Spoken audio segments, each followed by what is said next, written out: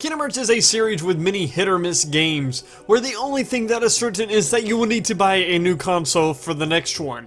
And as of now, for many, Kingdom Hearts 2 Final Mix stands at the top for Kingdom Hearts games, yet it is in no way perfect. And that definitely goes for every other game in the series. And I hope with this next game, the Osaka team will learn from the balancing issues in Dream Drop Distance and Birth by Sleep, and take the feeling of combat from 2 in the puzzles of the Kingdom Hearts 1 worlds, and add even more to make Kingdom Hearts 3 the best game in the series. But today I'm making a video to share with everyone what I think will make Kingdom Hearts 3 the best game to date.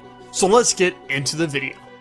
Let's start out with an easy one, and that is gameplay, the thing that is probably the most inconsistent aspect, not in a bad way, in each game, in both feeling and in implementation. We've had the clunkier, slower combat of Kingdom Hearts 1, a card-based system, the quickness and fluidity of Kingdom Hearts 2, multiple deck systems with less fluid gameplay, but some flow motion to balance it out, and then the turn-based tap gameplay of Kingdom Hearts Key, if you want to call that gameplay. And as we can see so far, we have a good feeling of fast and powerful combat from 0.2, with a good balance of magic and difficulty also being decently on point, for which the difficulty of critical mode is very difficult, unlike the feeling in Kingdom Hearts 2 where critical mode is the only mode for it actually being slightly difficult, and probably should have been the proud mode of the game. Either way, I would like to see a good balance of abilities and fluid movement in the game where every ability has their viable uses and will be decently needed for higher difficulties, and I will be impressed if they can do this because Sora seems to have a huge arsenal right now. It is really nice to see that flow motion is back, which makes movement even nicer, especially if these worlds are going to be big. Also, as for enemies and boss battles, I obviously want them to be battles to which I feel like I lose to the boss rather than they beat me. I want to be punished for my mistakes rather than them throwing a barrage of attacks at me that are nearly impossible to avoid or get out of. And for the bosses in general, I just want them to be fun to fight, and the whole game just to be fun to play, which is kind of the main point of the game.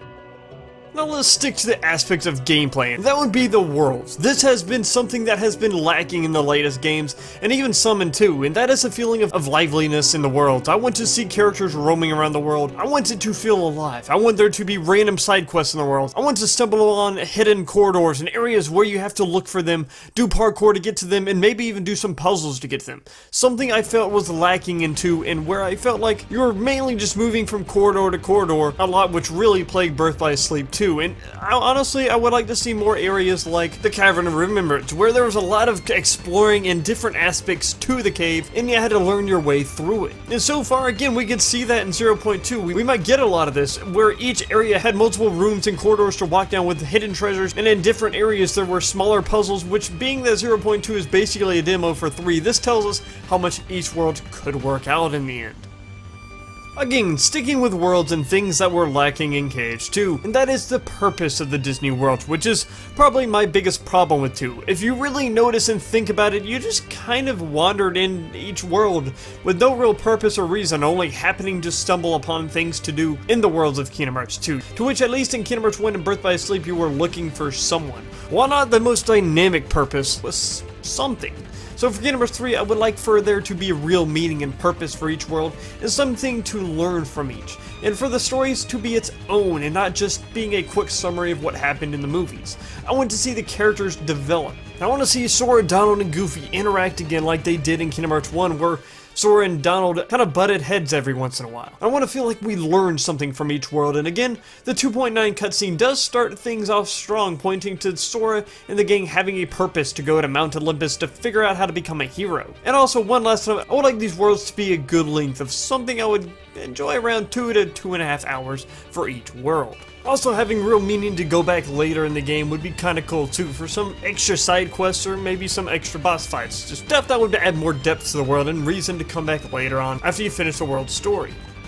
Now, the big thing, having the story be both self-contained and also connect and finish off the story for the saga in a strong and emotional way. While the story has gone over some bumpy roads, it can still try to make up for it with a strong end and an overall strong connected story throughout that could be played completely separate from every other game in the series, which aside from the overarching story, the stories inside each world, like I said, need to feel more than like filler, and is connected some way to the overarching story, and I feel like the story needs to finish the Xehanort saga and answering nearly if not all the questions, which is a big point, especially filling in the holes for this arc and hopefully moving on from this game and having a nearly clean slate to make a hopefully more coherent story and well-written story for the future. Also, kill off Xehanort, make sure he can't come back.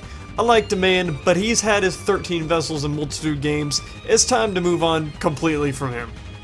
And finally, I would say the most important, and is something that depends on all the aspects that I recently mentioned before. And this aspect is that I want this game to last. I don't want to play this game once or twice and then put it down and never play it again, like some other Square Enix games. Being able to play a game for a long time after then its release is a sign of a very, very well-made game to me. And not every great game is going to be like that. In this case, this is a series that seems like it can have long-lasting games like Kingdom Hearts 2, and being this the third big installment in the series, it has been in the works for a while. I want it to last. I want to replay it over and over again, like that of Kingdom Hearts 2. And since Kingdom Hearts 4 will probably be taking a while, having Kingdom Hearts 3 being a lasting game I think is needed, because to me, I am starting to get tired of playing Kingdom Hearts 2 over and over again. Even though there are other games out there that I can play, nonetheless, Nomura has said that this is going to be a huge game. I doubt Persona 5 length of 90 hours or more, but I'm going to guess around 50 or so, which to me is a good length. And there you have it, my list of things I want to see in Kingdom Hearts 3, things I think are essential to making Kingdom Hearts 3 become the best Kingdom Hearts game, and maybe even more. And luckily, it seems like we are on the right track with 0.2. And hey, I'm not a huge fan of final mixes, but at this point, if we can get it before 2020 and having it completely finished in a well-made game, I am perfectly fine not having all the extra content. Nonetheless, what do you all want to see in Kingdom Hearts 3? What will make it become the best game in the Kingdom Hearts series? And that is it. My name is Arcane, and I will see you all next time. Peace out.